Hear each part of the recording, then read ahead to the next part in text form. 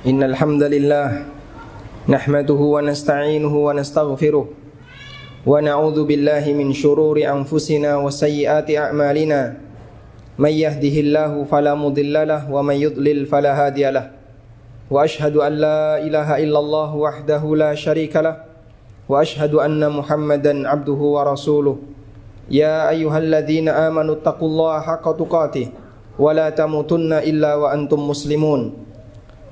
Ya ayuhan nasu taqu rabbakumul ladzi khalaqakum min nafsin wahidah wa khalaqa minha zawjaha wa batha minhuma rijalan katsiran wa nisaa'a wattaqullaha alladzi tasaaluna bihi wal arham innallaha kana 'alaikum raqiba. Ya ayyuhalladzina amanu taqullaha wa qulu qawlan sadida yuslih lakum a'malakum wa yaghfir lakum dhunubakum wa may yuti'illaha wa rasulahu faqad faza fawzan 'azima. Amma ba'du fa inna khairal kalami kalamullah wa khairal hadi hadi nabiyyina Muhammadin sallallahu alaihi wasallam wa syarral umuri muhdatsatuha fa inna kulla muhdatsatin fid dini bid'ah wa kulla bid'atin dhalalah wa kulla dhalalatin finnar. Hadirin jamaah Jumat yang dimuliakan Allah Subhanahu wa taala.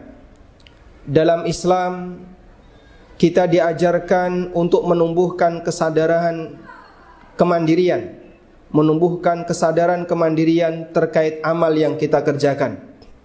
Dalam arti masing-masing hamba diajarkan untuk menyadari bahwa semua kita akan dihisab oleh Allah Subhanahu wa taala satu persatu sesuai dengan apa yang Dia kehendaki.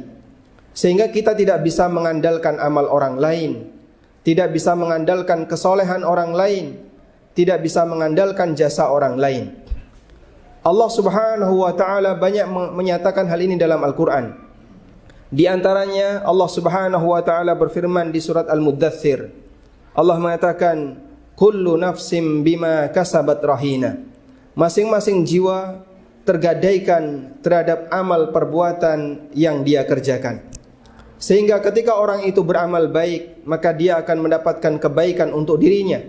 Dan sebaliknya ketika orang itu beramal jahat, maka kejahatannya juga akan menimpa pada dirinya.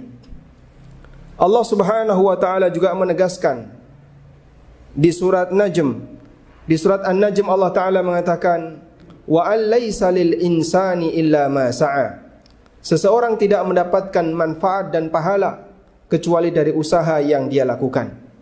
Sehingga ini menunjukkan bahwasanya masing-masing manusia ketika bekerja dan dia mempertanggungjawabkan di akhirat, maka itu sesuai dengan tingkatan amalnya.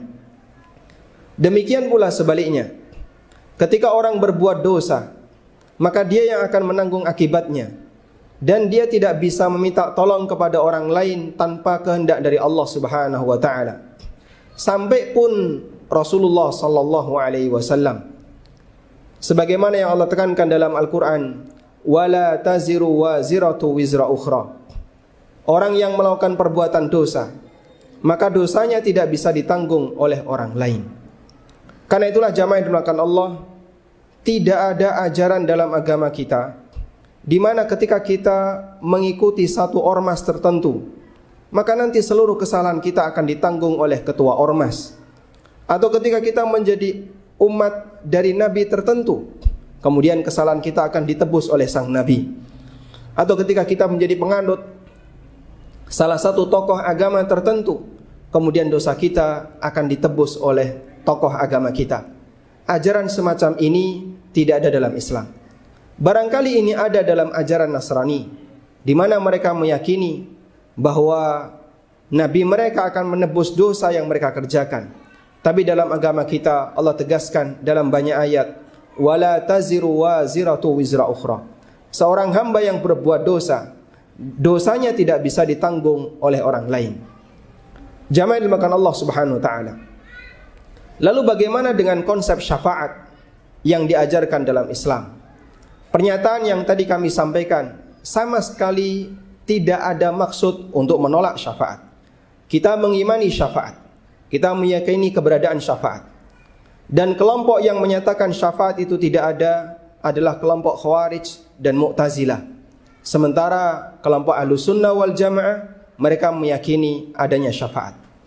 Namun syafaat itu tidak berlaku mutlak, karena Allah Subhanahu wa taala tegaskan, "Man dzalladzi yashfa'u 'indahu illa biizni."